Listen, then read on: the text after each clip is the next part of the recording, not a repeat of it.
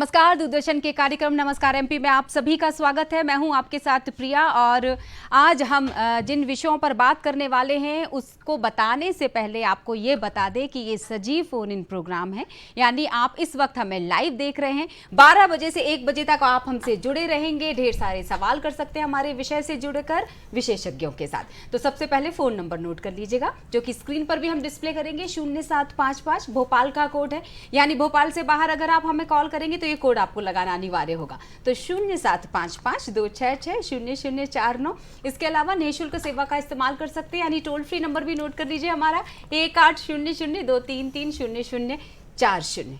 चलिए शुरुआत करते हैं आज की तिथि के साथ। तो क्या कहती है आज की तिथि, आपको बताते हैं। तिथि कह रही है विक्रम संवत 2079, चैत्र माह है, कृष्ण पक्ष है, 21 मार्च आज की तारीख है, 2023 साल चल रहा है और दिन है मंगलवार। तो आपका दिन मंगलमय हो, यही शुभकामनाएं आपको। आज जिनका जन्म दिवस भी है या जिनकी एनिवर्सरीज भी हैं उन सभी को दूरदर्शन परिवार की तरफ से अनेक शुभकामनाएं। चलिए अब विचार की तरफ बढ़ेंगे। तो कहता है आज का विचार कि लगातार मिल रही असफलताओं से निराश नहीं होना चाहिए। कभी कभी गुच्छे की आखिरी चाबी भी ताला खोल देती है, इसलिए हमेशा सकारात्मक रहें, है ना। क्या पता कब तकदीर खुल जाए और अवसर नहीं मिलते अक्सर, इसलिए तैयारी हमेशा होनी चाहिए आपकी। तो निराश होने से काम नहीं चलेगा, बस आशा हमेशा होनी चाहिए इस बात की कि कभी भी सफलता हमारे द्वार पर दस्तक दे सकती है। आज की तारीख कई मायनों में खास है। जैसे अगर हम बात करें, आज विश्व कविता दिवस यानी वर्ल्ड पोइट्री डे हम मना रहे हैं, वानिकी दिवस भी, विश्व वानिकी दिवस भी हम मना रहे हैं, विश्व सिंड्रोम दिवस भी हम मना रहे हैं। तो आज की तारीख इतिहास में और किन मायनों में खास है, चलिए आपको बताते हैं आज का इतिहास। आज का इतिहास आज की तारीख के साथ 1836 की बात करेंगे। कोलकाता में पहले सार्वजनिक पुस्तकालय की शुरुआत हुई और अब इसका नाम नेशनल लाइब्रेरी है। 1954 माफ कीजिएगा, हम मार्च 1954 की बात करेंगे। पहले फिल्म फेयर पुरस्कार समारोह में सिर्फ 5 पुरस्कार रखे गए थे, जिसमें 2 बीघा जमीन को सर्वश्रेष्ठ पुरस्कार मिला और इस फिल्म के निर्देशक बिमल रॉय को सर्वश्रेष्ठ निर्देशक का पुरस्कार मिला। सर्वश्रेष्ठ अभिनेता के लिए दिलीप कुमार, जी हाँ, फिल्म दाग के लिए उनको पुरस्कार मिला। सर्वश्रेष्ठ अभिनेत्री की बात करें तो मीना कुमारी को बैजू बावरा के लिए मिला। तो इसी फिल्म के लिए नौशाद को सर्वश्रेष्ठ संगीतकार का पुरस्कार भी मिला। चलिए 1916 की भी बात करेंगे। शहनाई वादक उस्ताद बिस्मिल्लाह खां साहब का भी जन्म दिवस है आज। अब 1971 की बात करेंगे। भारतीय क्रिकेटर सुनील गावस्कर ने अपना पहला टेस्ट शतक लगाया। 1978 की भी बात करेंगे। बॉलीवुड अभिनेत्री रानी मुखर्जी का भी जन्म दिवस आज है। अब 1975 आधी रात को आपातकाल की घोषणा कर दी गई थी, जो 21 मार्च 1977 को लगी और तत्कालीन राष्ट्रपति फरुखुद्दीन अली अहमद ने प्रधानमंत्री के अनुरोध पर धारा 352 के तहत आपातकाल की घोषणा की थी। और जैसा कि मैं आपको पहले ही बता चुकी हूँ कि आज की तारीख में हम मना रहे हैं विश्व वानिकी दिवस मना रहे हैं, विश्व कविता दिवस मना रहे हैं और विश्व डाउन सिंड्रोम दिवस भी मनाया जा रहा है। तो हम कविता की बात करेंगे, यानी कि हम इन खास दिवसों पर बात करेंगे। कुछ दिवस पर हम फोन लाइन पर बात करने वाले हमारे साथ विशेषज्ञ जुड़ेंगे, तो कुछ अगर हम कविता दिवस की बात करें तो हमारे साथ स्टूडियो में खास मेहमान भी मौजूद है। तो चलिए चर्चा करने वाले हैं 2 महत्वपूर्ण विषय पर। तो सबसे पहले हम विषय बता देते हैं, चूंकि परीक्षाएं खत्म हुई तो अब तनाव ये है कि परिणाम क्या होगा। बहुत अक्सर बच्चे इसी तनाव में जूझते रहते हैं, इसी सवाल से जूझते रहते हैं कि आखिर क्या परिणाम आने वाला है। तो परिणामों के तनाव से दूर रहना होगा और सकारात्मक बने रहना होगा, ये सुझाव भी है और आज का विषय भी है। हमारे साथ इस विषय पर चर्चा करने के लिए आपके गाइडेंस के लिए हमारे साथ इस वक्त जुड़े हुए हैं स्टूडियो में डॉक्टर भूषण सिंह जी, जो कि जाने माने मनोवैज्ञानिक है और इसी के साथ ये डायरेक्टर भी है प्रयास नशा मुक्ति केंद्र, यानी ये समाज की मुख्य धारा से जुड़कर कई लोगों का कहा जाए उत्थान कर रहे हैं। बहुत बुरी बीमारी है नशा, जिसको दूर करने के लिए अहम योगदान दे रहा है समाज में। तो बहुत बहुत स्वागत है सर आपका।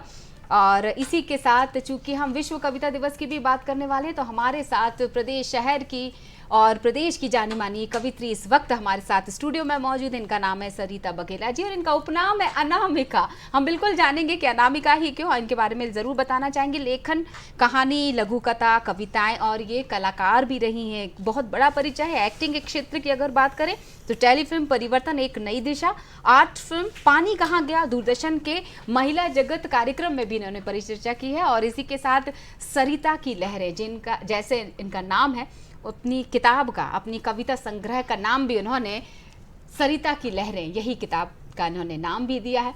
और हम बहुत सारी कविताएं भी उनसे सुनने वाले हैं। कविता दिवस क्यों मनाया जाता है हर साल, इस पर भी हम थोड़ी सी चर्चा कर लेंगे। तो चलिए स्वागत करते हैं सरिता बघेला जी का। नमस्कार। शुरुआत पहले मैं चाहूँगी कि खूबसूरत सी कविता से हो जाए। कहते हैं कि जब मन उदास होता है तो कलम उठ जाती है और जो शब्द गढ़ दिए जाते हैं वो कविता का एक स्वरूप ले लेती है। आप क्या मानती हैं कविता को लेकर? कविता मेरे जीवन का एक आधार है। यदि मैं कहूँ कोई भी मन में खलल पैदा होती है या फिर मुझे कोई शब्दों में बांध रहे हैं तो कविता से बांध के मैं अपनी बात को आपके सामने रखती हूँ और मेरे दुख दर्द, मेरी खुशियों को कविता समेट लेती है। हर तरह के शब्दों को कविता समेट कर अपने गागर में सागर समा देती है। तो कविता दिवस पर मैं आप सबको शुभकामना देती हूँ और मेरे साथी सभी लेखक और लेखिकाएं हैं और साहित्य प्रेमियों सभी को मैं नमस्कार करती हूँ। और साथ में कविता दिवस पर एक छोटी सी कविता का संसार, मैं कैसे कविता को देखती हूँ जी आपके सामने प्रस्तुत करती हूँ। बिल्कुल सर।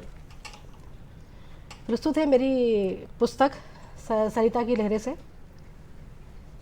कविता भावों की अभिव्यक्ति है। कविता शब्दों की शक्ति है। कविता एक एक क्षण को शब्दों में बांधती है। कविता एक विषय पर मन के विचारों को लांघती है। कविता भावों की अभिव्यक्ति है। कविता शब्दों की शक्ति है। कविता एक एक क्षण को शब्दों में बांधती है। कविता एक विषय पर मन के विचारों को लांघती है। कविता रसों को मालाओं में गढ़ती है। सौंदर्यकरण की अभिव्यक्ति है। वह खूब पहचानती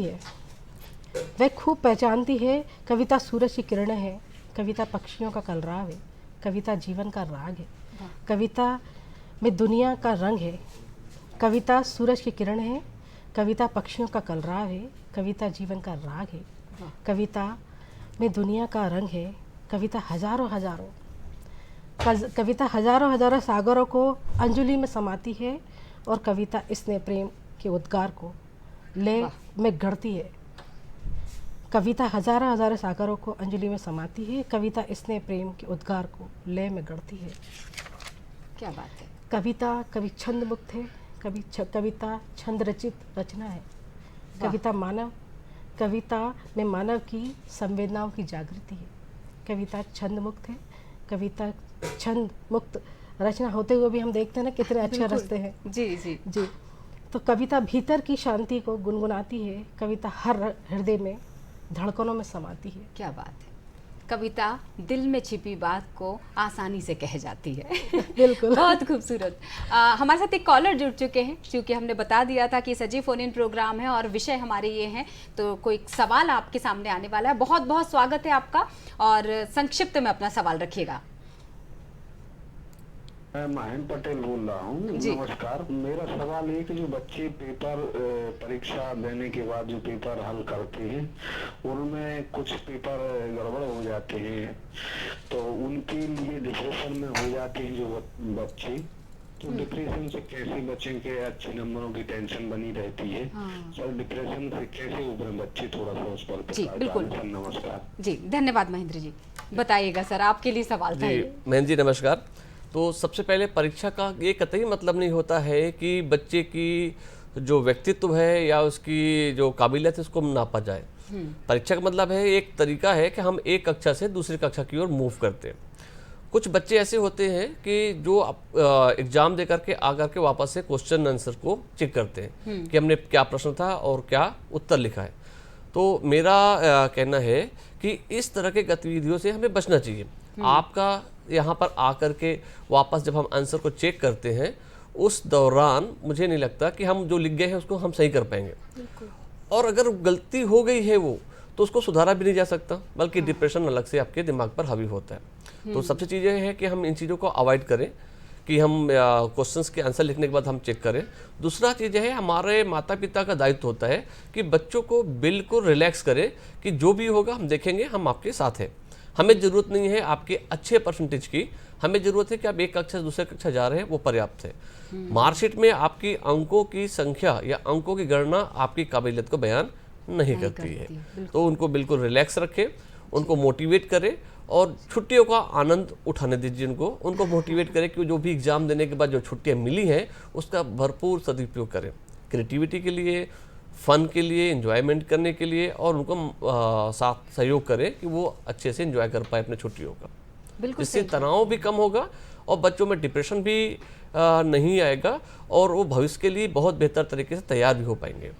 बिल्कुल सही बात है सर। ये अंक डिसाइड नहीं करेंगे कि बच्चे का भविष्य क्या है। मुझे लगता है कि बच्चा खुद तय करेगा इस बात को कि वो किस तरह की जिंदगी जीना चाहता है। बोलते हैं ना कि वेल ट्रेंड नहीं बनाना है बच्चों को, एजुकेटेड बनाना है बच्चे को। तो शिक्षित शायद वो तभी हो पाएगा जब जिंदगी जीने के तरीके सीख पाएगा। क्या कहेंगे सर? मार्क्स एक हद तक तो मायने रखते हैं, लेकिन हमेशा सिर्फ अंकों पर ही निर्धारित होकर चीजें। कई बार माता पिता का भी बहुत ज़्यादा दबाव रहता है कि अच्छे परसेंटेज आने चाहिए। हर व्यक्ति में एक अपना खुद की काबिलियत होती है, खुद की एक होता है जी। तो ऐसी स्थिति के लिए हमें समझना चाहिए कि बच्चों को बहुत ज़्यादा प्रेशर में नहीं डालें। हाँ। अंकों की जो झोल होता है उसमें नहीं फंसाए। हम उनकी क्रिएटिविटी को, उनकी जो हॉबी है उनको हम आइडेंटिफाई करें और उस पर हम काम करें तो ज़्यादा बेहतर होता है।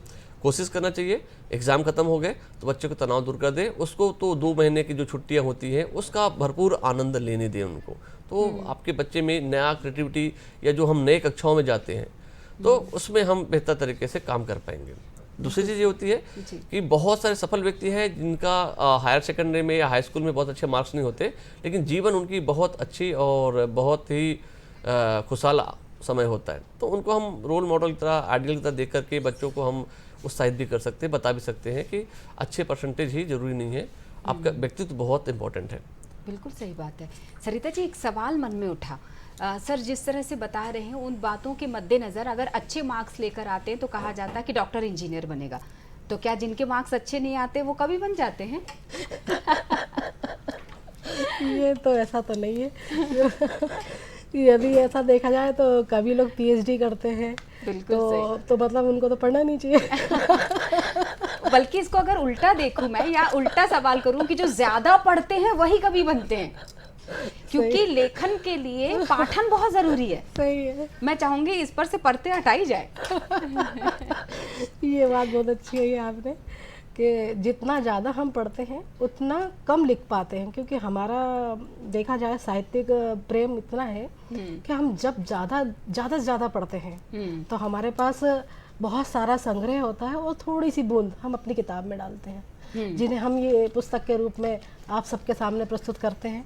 हाँ। तो ये हमारे विचारों को, शब्दों को लाने के लिए हमारे को बहुत सारे संग्रह पढ़ना पड़ते हैं। हाँ। जैसे हमने रामधारी दिनकर को पढ़ा, हमने तो काफ़ी सारे जो हमें उनसे शब्द ग्रहण किए हमने जी।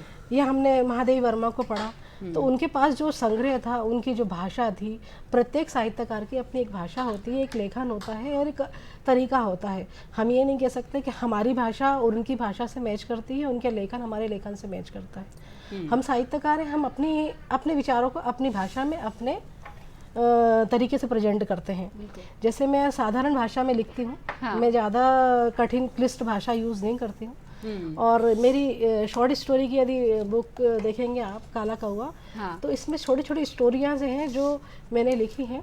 हाँ। और वो सभी आप हमकी जीवन से ली हुई घटनाओं को मैंने जो मुझे टीस कर गई कि हम इसको यदि लिखते हैं एक छोटी सी लघु कथा के माध्यम से जी, तो किसी का जीवन परिवर्तन कर सकते हैं। क्या शायद हो सकता है ये फिर वो पढ़ने के बाद उसके अंदर एक चीज़ बैठ जाए या खलल बैठ जाए कि मुझे अब ये समाज के प्रति ये नहीं होने देना है। बिल्कुल। तो ये जो लोग मोमबत्तियाँ जलाते हैं या जो भी करते हैं, ये मेरे विचार से सही नहीं है। हाँ। मेरे विचार से मेरा कलम ही बोलता है और ये कलम ही मैं समाज को बदलने के लिए अपने आप को महत्व ये कलम को ही देती हूँ। शायद ये सरस्वती माँ की मेरे पे कृपा है। बिल्कुल बिल्कुल सही बात है। अब चूंकि आपने रामधारी सिंह दिनकर साहब की बात की थी, बहुत खूबसूरत सी लाइन उनकी कविता की मैंने भी लिख रखी थी सरिता जी, जो मैं चाहूँगी हमारे दर्शकों को भी हम दोहरा देते हैं, याद दिला देते हैं कि शब्द जब मिलते नहीं मन के, प्रेम तब इंगित दिखाता है, और बोलने में लाज जब लगती, प्रेम तब लिखना सिखाता है। और बहुत सारी चर्चाएं होंगी कविता से जुड़ी हुई भी और परीक्षा के तनाव से बाहर निकलने से जुड़ी हुई भी, लेकिन थोड़ा सा घूमने का समय हो चुका है। एक छोटे से हम एक अंतराल के साथ चलते हैं, अमरकंटक की तरफ आपको घुमाने लिए चलते हैं, जो कि नर्मदा जी का उद्गम स्थल माना जाता है। चलिए।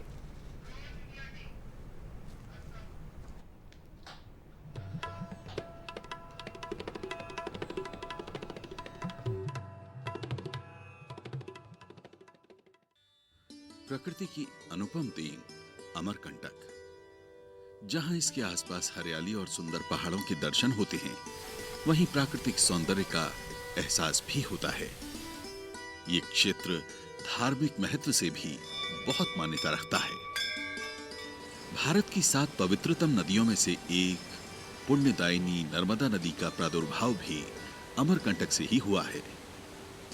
पवित्रतम नदियों में पुण्य नर्मदा भारत की दूसरी सबसे लंबी नदी है और समस्त भारत में पूजनीय है। इस नदी की जन्म गाथा और इतिहास करोड़ों वर्ष पुराना है। नर्मदा जी का मेन मंदिर यहाँ है, जिसमें स्वयंभू है, और एक नीचे नर्मदा कुंड के नीचे जो बना हुआ शंकर जी शिवलिंग, शिव जी जो है ना बराबर जल में मग्न रहते हैं। वहाँ से नर्मदा जी का उद्गम होता, गर्भ निकलता, माँ पेट से निकलती हैं जल के रूप में। तो वहाँ पर शिव जी की मूर्ति महारानी अहिल्याबाई ने वहाँ बनवा करके उसको जीर्णोद्धार इस कुंड का करवाया। और इस मंदिर का चारों तरफ से परकोटा बनवाया। इन मंदिरों को साफ सफाई देख रेख के लिए वो कर्मचारी रखे गए। तब से यहाँ की सुरक्षा व्यवस्था चल रही है। और यहाँ पर ऊपर में शंकर जी हैं, जो ऊपर में दर्शन करते हैं लोग मंदिर का। गोरखनाथ जी का मंदिर है, हनुमान जी का मंदिर है। यहाँ पर सभी संत महात्मा गोरखनाथ जी, भृगु मुनि, कपिल मुनि, मार्कंडेय हैं, या दुर्वासा ऋषि, भृगु मुनि, परशुराम जी और आपके गणेश जी, बुद्ध भगवान तक यहाँ आकर तपस्या किए। इसी परिसर में भैरवी चक्र और हाथी की प्रतिमाएं भी स्थापित हैं, जिनके ऊपर बैठे 2 सवारों के बारे में माना जाता है कि वे मां नर्मदा के सेनापति लखन और ऊदल हैं। किंवदंती है कि औरंगजेब ने जब इस क्षेत्र पर आक्रमण किया तो दोनों सेनापतियों के सर काट दिए गए, किंतु वो नर्मदा मंदिर में प्रवेश नहीं कर सका। कहा जाता है कि इन हाथियों के नीचे से निकलने पर हर कार्य सिद्ध होता है। नर्मदा जी का उद्गम स्थान सामने से हुआ है। वहाँ से आचमन मार्जन करके लोग यात्री दर्शन करने के लिए माई के मंदिर में आते हैं। रास्ते में हाथी पड़ता है, जो है लाखन और उदल उसके ऊपर बैठे हुए हैं। नर्मदा जी के सेनापति थे। उसके नीचे से निकलने से मान्यता ये है कि माई को दंडवत प्रणाम होता है। क्या मंदिर के अंदर दंडवत कर नहीं सकते, आमने सामने मूर्तियां हैं, तो दंडवत करने का जो है बहुत महानता है। दंडवत करने से सब पाप क्षय होते हैं। इस वजह से लोग वहाँ पर हाथी से निकलकर दंडवत करते हैं। दंडवत करके नर्मदा जी के दर्शन को जाते हैं। देवा सुरा सुपावनी नमामि सिद्धदायिनी, त्रिपुर दैत्य भेदिनी विशाल तीर्थ मेदिनी, शिवासनी शिवकला किलोल लोल चापला, तरंग रंग सर्वदा नमामि देवी नर्मदा।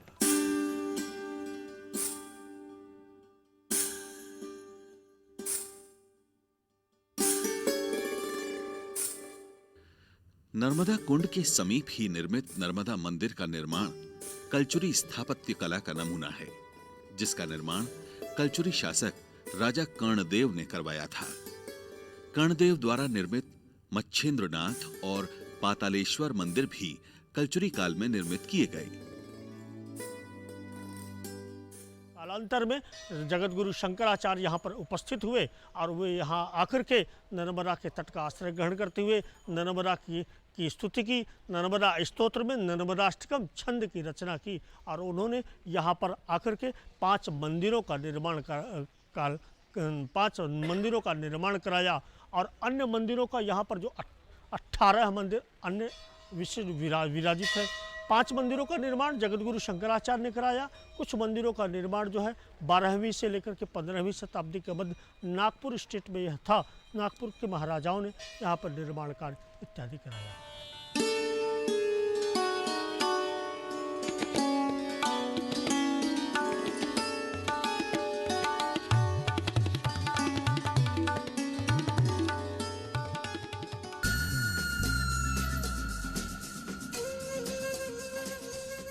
परी वसुंधरा और नीला नीला ये गगन, कुछ ऐसा ही गाना जब ये पूरे दृश्य देख रहे थे तो दिमाग में आ रहा था। और दिमाग में आ रही थी वो लाइन की 2 में से क्या चाहिए तुम्हें, कलम या तलवार, मन में ऊंचे भाव या तन में शक्ति विजय अपार। ये भी रामधारी सिंह दिनकर साहब की ही कविता की लाइन थी, क्योंकि जिक्र उन्हीं का हुआ था। हम वापस आते हैं विषय पर। सबसे पहले तो मैं सकारात्मकता की बात करूंगी। क्या वाकई पॉजिटिव होने के लिए ऐसी जगहों पर जाना ज़रूरी होता है ताकि मन खुश रहे? मन खुश रहेगा तो विचार मुक्त रहेगा मन। जी भूषण जी। जी बिल्कुल, जैसा आपका मन रहेगा वैसा ही विचार आता है। जैसे हम बात कर रहे हैं नदियों की अभी यहाँ पर, तो जब नदियों के कलकलाहट होती है, नदियों के आसपास ये माना जाता है कि पशु पक्षी जो होते हैं, चिड़िया जो होती है, बहुत ज़्यादा उसमें निवास करते हैं, तो उनकी आवाज़ होती है। तो इन सब की आवाज़ से आपके जो इलेक्ट्रोमैग्नेटिक वेव होते हैं जो पॉजिटिव की ओर बहुत ज़्यादा जाते हैं, पहला। दूसरा, मेडिटेशन बहुत इंपॉर्टेंट फैक्टर होता है हमारे दिमाग को शांत रखने के लिए या हमारे क्रिएटिविटी को बढ़ाने के लिए।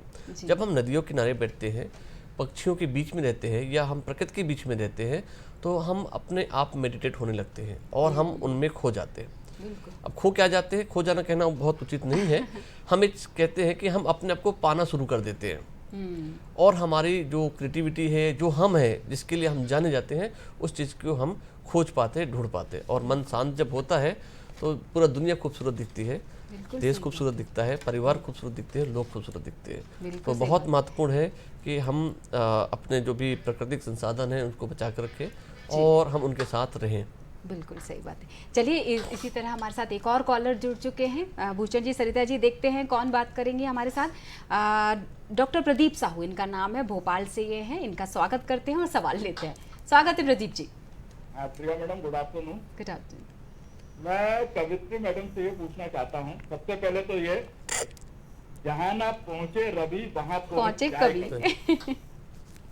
कवित्री मैडम से मेरा ये है कि जीवन में आपने सबसे पहली कविता जो लिखी थी वो किस चीज से प्रेरित होकर लिखी थी, एक तो ये बताइए। और दूसरा ये बताइए कि आज के वर्तमान समय में कविता की जो कौन सी विधा या कौन सा रस जो है वो दर्शकों को सबसे ज्यादा प्रभावित करता है।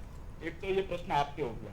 दूसरा, वो एग्जामिनर के लिए जो बैठे हुए हैं सर, उनसे ये पूछना चाहता हूँ कि दोस्त, ये परीक्षा के परिणाम की सकारात्मकता को तो बात मुझे कुछ पल्ले नहीं पड़ रही है। मेन चीज है बच्चों को इस बात के लिए फोकस किया जाए कि वो अपनी परीक्षा की तैयारी अच्छे ढंग से करें, क्योंकि परिणाम तो उसी में छिपा हुआ है। ये सवाल था कि सुझाव? वरना तो क्या है, सारे एवरेज स्टूडेंट भी जो। शुक्रिया प्रदीप जी, ये मुझे लगा सुझाव था सवाल की बजाय सर से। प्रदीप जी के सवाल मैं 2 जरूर लेना चाहूंगी कि एक, आपने कविता की शुरुआत कब की थी, पहली कविता कौन सी लिखी थी, और दूसरा ये कि अभी आजकल कौन सी विधा है कविता की, कौन सा रस है इसका जो सबसे ज़्यादा पढ़ा जाता है नवरस में से? जी, तो मेरे प्रदीप जी, आपका बहुत बहुत धन्यवाद, आपने सवाल किया। और सबसे पहला सवाल यदि आपने जो किया है, मेरी प्रथम कविता थी। तो मैं जब 9th 10th में थी तो उस समय मेरे को ऐसे लिखने गुनगुनाने की ऐसी थोड़ी सी आदत थी, तो मैं रफ़ कॉपी में पीछे कविताएं लिखती थी। तो कविताएं कि नॉर्मल में अक्सर ना जब भी मैं लिखती थी तो मैं ना पीछे कविता के कुछ पंक्तियाँ, 4-6 पंक्तियाँ लिखकर रफ़ कॉपी के कवर पे पीछे छुपा देती थी। अच्छा। बहुत सुंदर। घर में सख्त मनाही थी, पढ़ाई के अलावा कुछ और करना। तो ये चीज़ थी। प्रथम कविता किसी रफ कॉपी में रह गई, अब ये भी नहीं मालूम कहाँ। तो मैं ना वो दूसरा सवाल का जवाब आपसे बाद में लूंगी। आपने एक सवाल भूषण जी के लिए यहाँ पे खड़ा कर दिया है। सवाल ये खड़ा होता है कि क्या पढ़ाई के साथ साथ अन्य गतिविधियों में शामिल होना, या ये जिस तरह की कला के क्षेत्र की हम खास तौर से बात करेंगे, क्या ये गलत है? जी नहीं, बिल्कुल ये गलत नहीं है। पढ़ाई के साथ साथ अन्य गतिविधियों पे भी बहुत ज़्यादा जोर दिया जाता है, स्कूल में भी और आपके घर में भी। फिजिकल एक्टिविटी है, कल्चरल एक्टिविटी के तौर पे आपके जो प्रतिभा का विकास होता है वो पूर्ण रूप से हो सकता है जी। और डॉक्टर साहब ने जैसे बताया, कहा, सलाह था कि हम डेफिनेटली हमें परीक्षा की तैयारी तो पूरी ताकत से करनी चाहिए, लेकिन शायद आज का जो टॉपिक था परीक्षा के बाद का था कि परीक्षा के बाद जो तनाव उत्पन्न होते हैं बच्चों में कि मेरा परिणाम कैसा आएगा। परीक्षा का मतलब ये होता है कि पर इच्छा, दूसरे की इच्छा से पूछे गए सवाल और जवाब जो हमने दिए हैं तो अपनी इच्छा से दिए हुए, और जो नंबर आने हैं वो दूसरे की इच्छा से आने वाले हैं। तो इसको बिल्कुल भी दिमाग पे हावी ना होने दे, क्योंकि अगर आपने अच्छे तरीके से तैयारी की है तो परिणाम बहुत अच्छे आएंगे। बिल्कुल। लेकिन हमें तो नहीं पता ना कि हमने कितनी अच्छी तैयारी करी थी। कोशिश तो सभी अच्छे करते हैं, लेकिन कहीं नहीं कि कहीं हमारे तैयारियों में चूक हो जाती है या रह जाती है, या हम अच्छे से नहीं लिख पाते, या ड्यू टू एग्ज़ाम एंजाइटी की वजह से भी हम किसी चीज़ों को हम मिस कर जाते हैं। तो बच्चों के लिए तो यही सलाह हम देते हैं कि आप जो आने के बाद वापस से क्वेश्चंस के आंसर को चेक नहीं करें। माता पिता को ये सलाह देते हैं कि एग्ज़ाम के आने के रिजल्ट आने से पहले या एग्जाम देने और रिजल्ट आने के बीच का जो समय होता है, उनको बहुत हल्के माहौल पे रखें, बिल्कुल सही। उनके साथ समय व्यतीत करें और उनकी मनोदशा को समझने की कोशिश करें कि वो किस हो रहे हैं। और रही बात उनकी चौतरफा विकास की, तो उसमें जो छुट्टियां होती हैं उसमें बहुत सारे कल्चरल होते हैं, बहुत सारे आउटडोर स्पोर्ट्स के लिए कैंपेनिंग होते हैं, स्विमिंग से लेकर सिंगिंग से लेकर के अलग अलग जो आपके अंदर जो टैलेंट है या हॉबी है उसको आप निखार सकते हैं। ये आपके जीवन के, आपके विकास के लिए बहुत महत्वपूर्ण है। बस इतना याद रखना होगा, मुझे लगता है भूषण जी कहने के लिए कि सोचना क्या, जो भी होगा देखा जाएगा। बिल्कुल बिल्कुल, सोचना क्या देखा जाएगा। जी, एक और कॉलर हमारे साथ जुड़े हुए हैं बाराबंकी से, नंद स्वरूप मिश्रा जी। देखते हैं उनका सवाल क्या है। बहुत बहुत स्वागत है मिश्रा जी। नमस्कार सर, मैं नंद स्वरूप मिश्रा हूँ बाराबंकी से। तनाव तो सबसे पहले घर से स्टार्ट होता है, तो उसमें हम घरेलू हिंसा से बचें, उसमें महिलाओं का हम सम्मान करें, बेटियों को मान पढ़ाएं।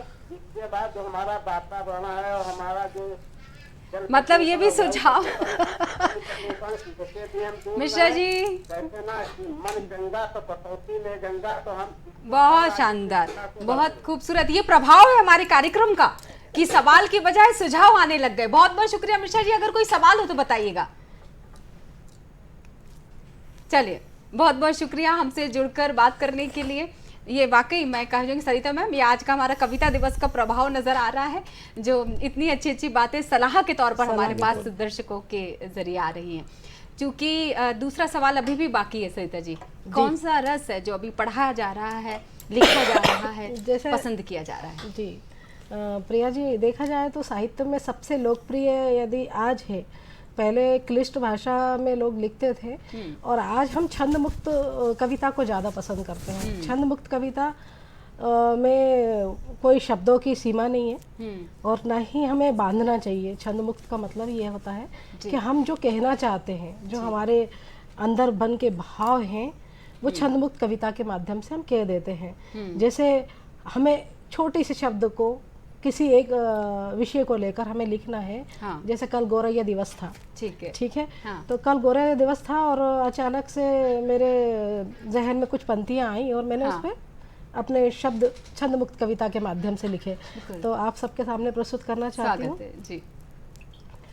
और छंद मुक्त की एक सबसे बड़ी विशेषता मैं आपको बताना चाहती हूँ कि छंद मुक्त में कभी भी शब्दों के साथ साथ आपके भाव मेल रखते हैं। भाव आप क्या कहते हैं और लेता गहता ये होना चाहिए, मेन चीज़ है जी। तो जहाँ हमने लेता और गहता की ध्यान रखा जी, और छंद मुक्त को हमने प्रस्तुत किया, तो मैं आपके सामने प्रस्तुत करती हूँ। गौरैया दिवस पर गौरैया जी, जो हमारे घर के आसपास अक्सर हमने घूमते फिरते पेड़ों में देखी है और मुझे बहुत ही पसंद है गौरैया। मैं प्राकृतिक चीज़ों से बहुत जुड़ी हुई हूँ। तो गौरैया जी, प्यारी प्यारी सुंदर गौरैया, प्यारी प्यारी सुंदर गौरैया, सुबह सुबह उठकर चींची का मधुर राग गाती हो, चींची का मधुर राग गाती हो, फुदक फुदक कर आंगन से दाना खाती हो। प्यारी प्यारी सुंदर गौरैया, सुबह सुबह उठकर चींची का मधुर राग गाती हो, फुदक फुदक कर आंगन से दाना खाती हो। इस डाल से उस डाल उड़ती हो, मीठे फल बड़े चाव से खाती हो। दिन भर खूब मेहनत करती हो, तिनका तिनका जोड़कर घोंसला बनाती हो। इस डाल से उस डाल उड़ती हो, मीठे फल बड़े चाव से खाती हो। दिन भर खूब मेहनत करती हो, तिनका तिनका जोड़कर घोंसला बनाती हो। गौरैया तुम बड़ी जुगाड़ी हो, गौरैया क्योंकि जुगाड़ करती है ना। हाँ। गौरैया तुम बड़ी जुगाड़ू हो, जीवन जीने के तरीके खूब सिखाती हो।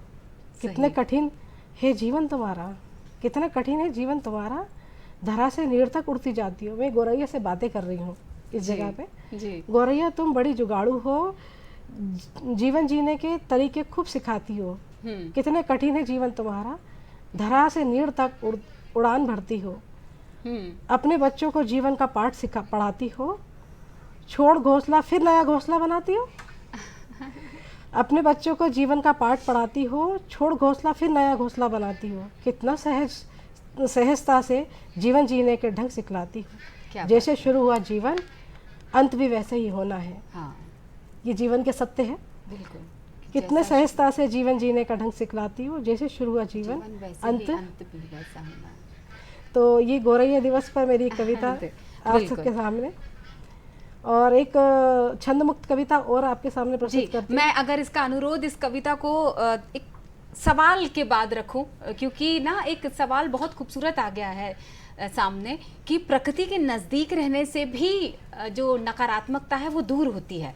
ना सिर्फ बड़ों का सानिध्य होना चाहिए, बल्कि मुझे ऐसा लगता है कि सारा परिवार प्रकृति के नज़दीक जाए। वानिकी दिवस हम मना रहे हैं तो बहुत ज़रूरी है वनों के उस महत्व को समझना, क्योंकि वन होंगे तो सारी चीज़ें हैं। क्योंकि एक अजीब सा गठबंधन कर रखा है मौसमों ने, ठंड, बारिश और गर्मी ने। देख रहे होंगे हम इस तरह का मौसम कि कभी भी बारिश हो रही है, तो बहुत ज़रूरी है प्रकृति को बचाए रखना।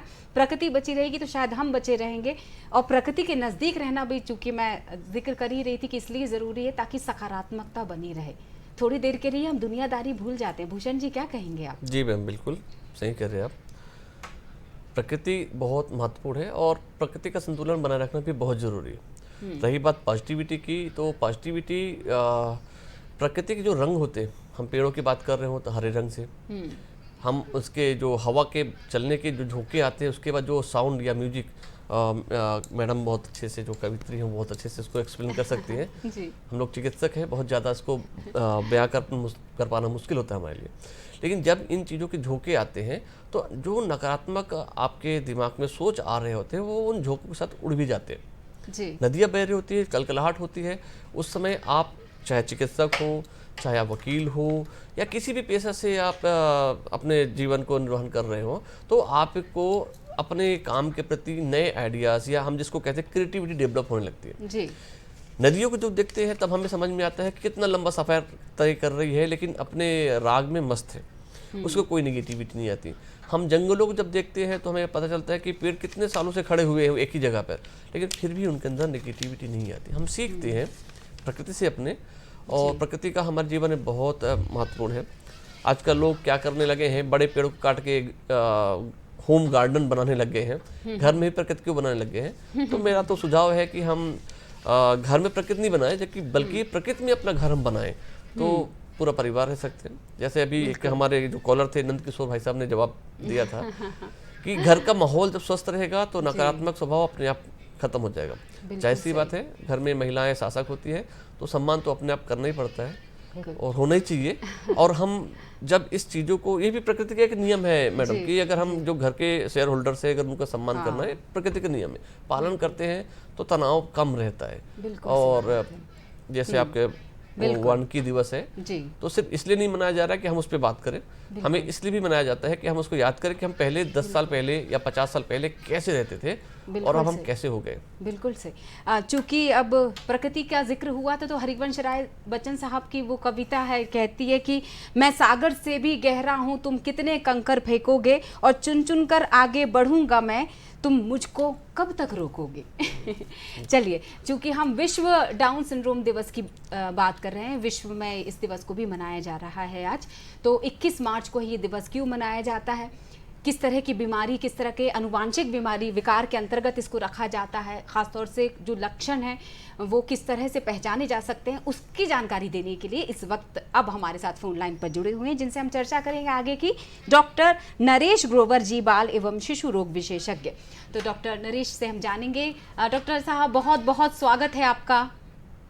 जी नमस्कार, मैं डॉक्टर नरेश ग्रोवर, अभी president IAP Bhopal old city में आई एम प्रैक्टिसिंग, काफ़ी सीनियर प्रेजेंटेशन है। मैं इसके बारे में ये बताना चाहूँगा कि काफ़ी पुरानी बीमारी है, बहुत कॉमन, उसमें क्रोमोसोमल बीमारी बोलते हैं इसको, और प्रोफेसर रॉबर्ट लैंगहन डाउन इन्होंने आविष्कार इसका किया था, इन्होंने इसके बारे में खोज की थी करीब 100-150 साल पहले करीब। इसमें क्या रहता है, जेनेटिक एबनॉर्मेलिटी रहती है, इसमें एक्स्ट्रा क्रोमोसोम जीन्स द्वारा ट्रांसमिट होता है और एक्स्ट्रा क्रोमोसोम इसमें आ जाता है, जिसको 21 क्रोमोसोम नंबर 21 रहता है, उसके एक्स्ट्रा होने की वजह से इसका आविष्कार होता है, और DNA का भी इन्वॉल्वमेंट रहता है इसमें।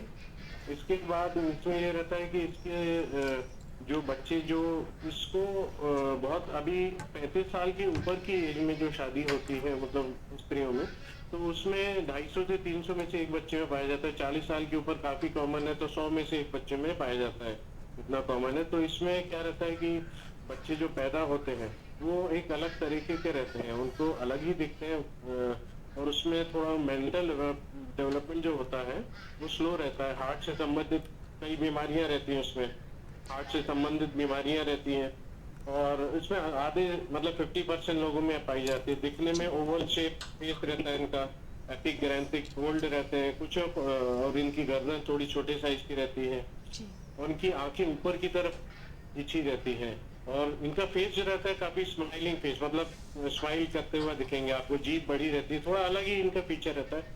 वो जो डॉक्टर्स हैं कुछ और उसमें देखकर ही पहचान जाते हैं, मतलब कि डाउन सिंड्रोम का एक अलग ही रहता है। थोड़ी हाइट भी कम रहती है इनकी, स्किन भी लूज रहती है, और इनकी नॉर्मली क्या रहता है, इनकी जीवन की जो मतलब एक्सपेक्टेंसी है वो पहले 12 साल तक के उसमें थी, 25-30 साल पहले। अब जो है इसमें एक्सपेक्टेंसी बढ़ गई है जी, क्योंकि अब ट्रेनिंग सपोर्ट, फिजिकल सपोर्ट और मेंटल सपोर्ट, जो अब जो सपोर्ट मिल रहा है इन बच्चों को जी, तो काफी इसमें ऑर्गेनाइजेशंस आ गए हैं जो हेल्प करते हैं।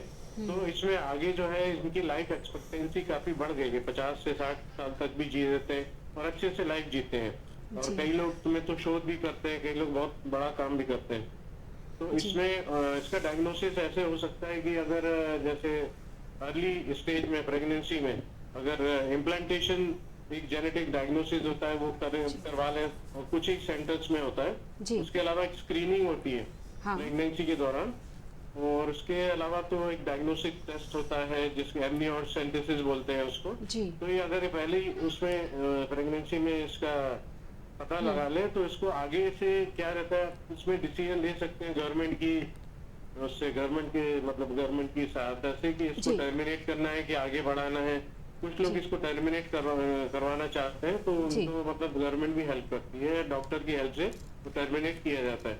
लेकिन अभी ये इतनी कॉमन है बीमारी के, अभी तक काबू नहीं हो पाया। बिल्कुल सर, जागरूकता की अगर बात करें, वाकई आपने इस बीमारी के जो अलग अलग बिंदु बताए हैं, जागरूकता की कितनी जरूरत है, और ग्रामीण क्षेत्रों के अगर मैं के मद्देनजर इस सवाल को रखूं, तो यही है कि मतलब कुछ एक विटामिन रहते हैं जैसे विटामिन B12, फॉलिक एसिड, और उसका सप्लीमेंटेशन थोड़ा एक्स्ट्रा ले लें तो ज्यादा लें तो इसकी संभावनाएं थोड़ी कम हो जाती है।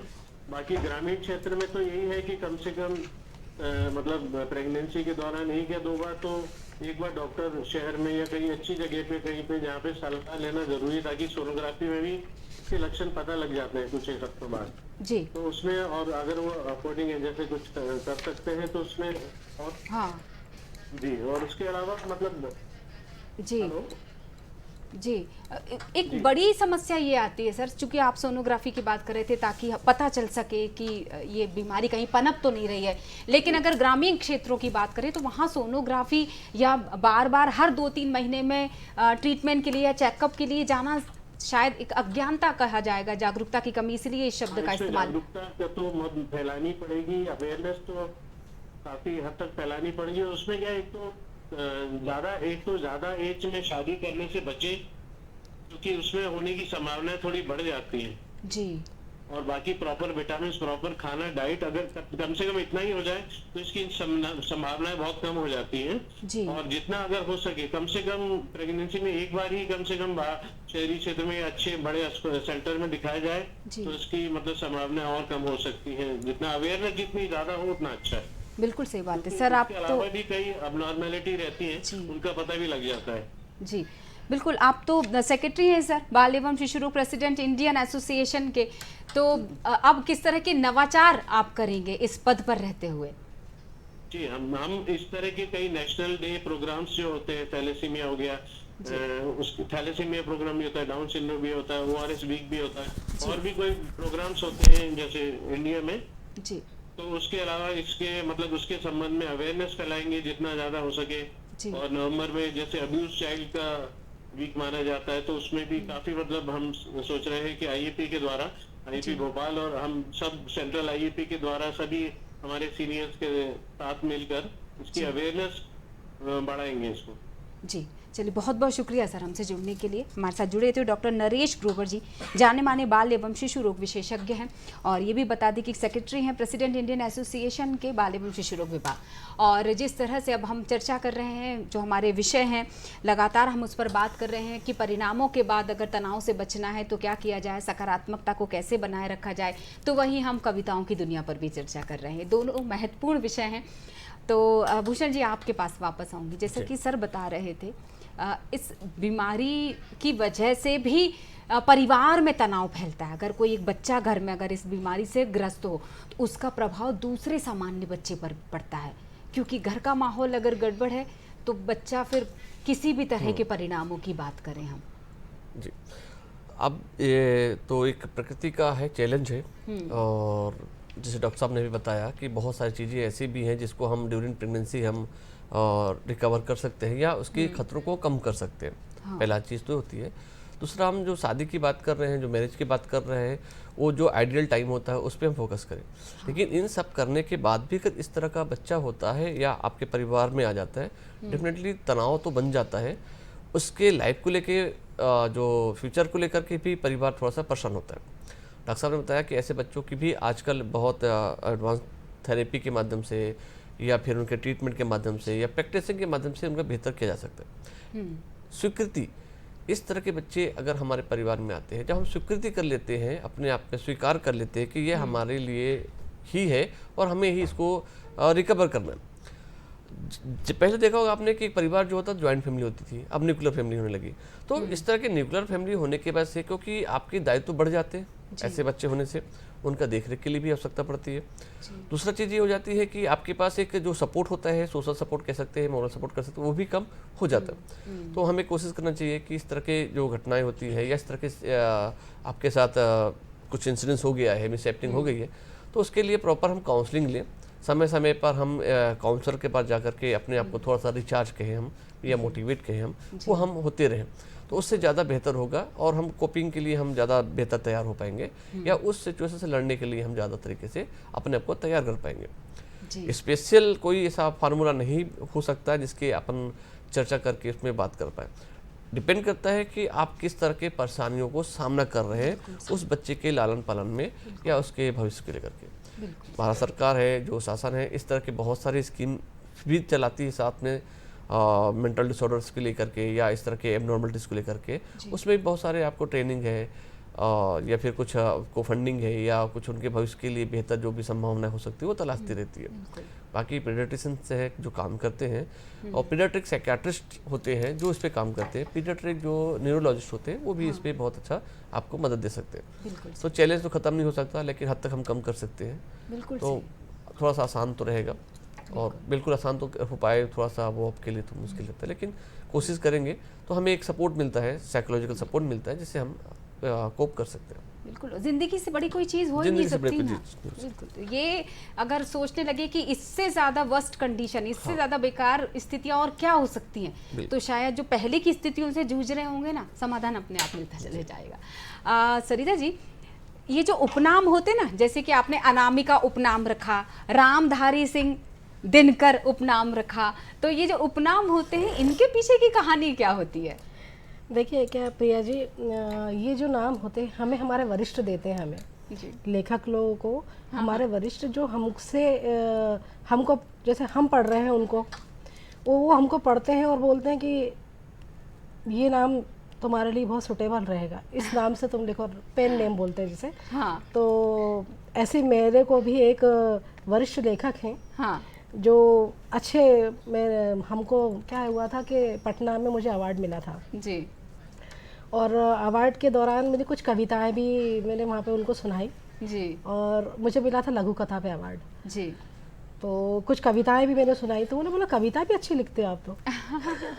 मुक्तक भी लिख लेते हो? मैंने हाँ मुक्तक भी लिख लेती हूँ। छड़िका भी मैंने हाँ छड़िका भी। तो बोला अरे ये तो बहुत कुछ लिख लेते हो आप। फिर मैंने क्या कर रहा हूँ, मैंने कहा उपन्यास पे भी काम चल रहा है, मेरी कहानी पे भी काम चल रहा है और ये है। तो फिर उन्होंने बोला अब सरिता सिर्फ सरिता नहीं रहेगी, अब आगे से अनामिका हो जाएगी। क्या बात है, तो आपको ये उपनाम वहाँ से मिला था, पेन नेम जो अभी आपने बताया। जी, राइटिंग नेम जो मुझे वहाँ से मिला है। और मेरे वरिष्ठ लेखक हैं, मैं उनको बहुत सम्मान देती हूँ। और इसी प्रकार से मैंने भी एक दो लेखिकाएं हैं, उनको मैंने नाम दिया। क्या बात, मधुश्री करके एक का नाम दिया है मैंने। बिल्कुल बिल्कुल। उनका नाम मधु श्रीवास्तव था, तो मैंने उनको मधुश्री कहा। कितना सुंदर नाम। तो ऐसा उनको नाम दिया। तो हम लोग तो जिसको पढ़ते हैं उनसे प्रभावित होते हैं। हाँ। कि पेन नेम राइटर एक दूसरे को देते हैं और ये जो होता है जैसे हमारा नया जन्म होता है, हमारा एक परिवार है जो राइटिंग का परिवार है, जो हमारे एक दूसरे के साथ, यानी एक अलग दुनिया में जब आप कदम रखते हैं तो एक पहचान, नई पहचान के साथ। बिल्कुल। ये पेन नेम शायद इसीलिए दिया जाता है। वाह क्या बात है। कुछ कविताएं? जी बिल्कुल। अभी जैसे बात हो रही थी प्रकृति पे, मैं भी प्रकृति से बहुत प्रेम करती हूँ और मैंने अभी आपको शिशिर लाके दिया जी, तो शिशिर पर एक कविता आपको प्रस्तुत कर रही हूँ। जरूर जरूर। और शिशिर जैसे कि आपने देखा होगा काफी खिला हुआ फूल दिखाएंगे आप? हाँ जी हाँ जी हाँ जी बिल्कुल। तो मैं चाहूंगी कविताएं हम कविता के साथ एक फूल आपके सामने प्रेजेंट करती हूँ, जिसको शिशिर बोलते हैं। आपने आजकल खिले हुए देखे होंगे, ये जी जी जी, काफी खिले हुए देखे हैं। और अभी BHL में मेरा घर है, तो ये BHL के आसपास पूरे प्राकृतिक सौंदर्य से भरपूर है। ये जी तरह तरह के शिशिर खिले हुए हैं। तो शिशिर को मैंने स्त्री से तुलना की है जी, जिन्हें आप देखते होंगे कि कितनी भी गर्मी हो रही हो, कभी पानी की आवश्यकता नहीं पड़ती और लगातार खिले रहते हैं। इनका रंग भी बनता है होली पे, आप देखते हैं इनका कितना सुंदर, काफी सुंदर। क्या इसी की बात कर रही थी? बिल्कुल इसी की बात कर रही हूँ। तो ये जो फूल खिलता है जी, आप गर्मी में कितना भी चटक मतलब गर्मी होगी खिला रहेगा। और इसका रंग बहुत अच्छा बनता है, होली में इससे रंग खेला जाता है इससे। और इसमें काफ़ी कुछ मैंने लिखा है, होली पे भी लिखा है, जिससे शिशिर के साथ खेला जाता है। तो शिशिर को महिला से संदर्भित करके कैसे लिखा है देखिएगा। शिशिर और स्त्री। जब धरती तपे शिशिर, जब गर्मी होती है उस समय की बात करी है मैंने जी। जब धरती तपे शिशिर अपनी ही अंजलि भर सुंदरता ले बिखेरे, एक सुंदर बाला सा खड़ा मिले। बाला मतलब जानते हैं आप जी, एक नाजुक सुंदर सी लड़की, 16-18 साल की लड़कियों को बाला कहा जाता है। हाँ। जो कि कम उम्र की बच्चियां कहा जाते हैं। तो जब धरती तपे शिशिर अपनी ही अंजलि भर सुंदरता से बिखरे, एक सुंदर बाला सा खड़ा मिले। धरा जो जो तपे शिशिर उतना ही खिले, जैसे कोई स्त्री सुंदर रंग लिए हर घर में सजी धजी हो। धरा जो जो तपे शिशिर उतना ही खिले, जैसे कोई स्त्री सुंदर रंग लिए हर घर में सजी धजी हो। घर में चाहे कितनी ही विषमता हो, परंतु चेहरे पर चिंता की सलवटें ही ना हो। स्वागत द्वार पर हमेशा वे मुस्कुरा कर ही मिले। घर में कितनी विषमता होती है, आपकी घर में चाहे 2 मिनट पहले भी कोई प्रॉब्लम हो गई होगी, पर यदि कोई मेहमान अपने घर में आता है तो स्त्री का चेहरा देखिएगा, स्वागत द्वार पे हमेशा खिली हुई मिलती है वो जी। तो घर पे चाहे कितनी विषमता मिले परंतु चेहरे पर चिंता की सलवटें ना मिले, स्वागत द्वार पर हमेशा भी मुस्कुरा कर मिले, मानो शिशिर ने खिलने की और मुस्कुराहट देने की ताकत स्त्री से ही ली हो। हर रंग में छटा बिखेरे, घर परिवार को समेटे हो जैसे कोई स्त्री। हर उम्र में स्त्री के बिना घर को घर होने की कल्पना ही संभव नहीं। कहे सरिता वैसे ही गर्मी के ताप में भी बिना खाद पानी के। बहुत खूबसूरत। मुझे लगता है कविता ही अपने आप में पूरा एक संदेश था आपके द्वारा दिया गया दर्शकों के लिए। अब मैं आखिरी एक सुझाव के तौर पर सर आपसे ले लेती हूँ संदेश कि क्या कहना चाहेंगे आपकी परिणाम के बाद बच्चे बिल्कुल निश्चिंत होकर जो कर रहे हैं उसी में मजे करें, जो कर चुके हैं आप उसकी चिंता अब नहीं करनी है। बिल्कुल, मैं तो बच्चों को संदेश देना चाहूँगा कि भाई जो आपकी छुट्टी का समय है उसकी जो बचपना है उसको मत खो, उसको एंजॉय करो, खूब आनंद उठाओ छुट्टियों में। जो होगा वो देखा जाएगा, जो आएगा तो मार्कशीट में तो आ ही जाएगा और उसके लिए हम आगे अगली बार फिर से तैयारी करेंगे और तैयार हो जाएंगे। जो भी होगा स्वीकृति होगी कि जो हमने लिखा है वो ही आएगा, उससे अलावा अलग से कुछ आएगा नहीं। लेकिन हम इस चिंता में रहें कि क्या आने वाला है, उसके लिए हम जो छुट्टियां हैं, गर्मियों की छुट्टियां हैं, जो हम नानी के यहाँ जाते हैं, दादाजी के यहाँ जाते हैं, गाँव जाते हैं, इस चीज़ों को हम मिस नहीं करें। भरपूर बिल्कुल भूल जाइए कि आपने कोई परीक्षा दे के आए हैं, बिल्कुल भूल जाइए कि इससे कुछ निर्धारित होना है और पूरा खुल के अपने बचपन को सामने आने अच्छे से जीना है। और याद ये इस बात को रखना है कि तू ना थकेगा कभी, तू ना थमेगा कभी, तू ना मुड़ेगा कभी। कर शपथ, कर शपथ, कर शपथ, अग्निपथ, अग्निपथ, अग्निपथ। आप दोनों का कार्यक्रम में आने के लिए बहुत सारा शुक्रिया, धन्यवाद, ढेर सारी जानकारी देने के लिए, बातें करने के लिए। नमस्कार एमपी आप इस वक्त देख रहे थे, जिसका आप रिपीट टेलीकास्ट शाम को देख सकते हैं। तो फिलहाल के लिए खुश रहिए, स्वस्थ रहिए और मुझे दीजिए इजाजत। नमस्कार। नमस्कार साथियों।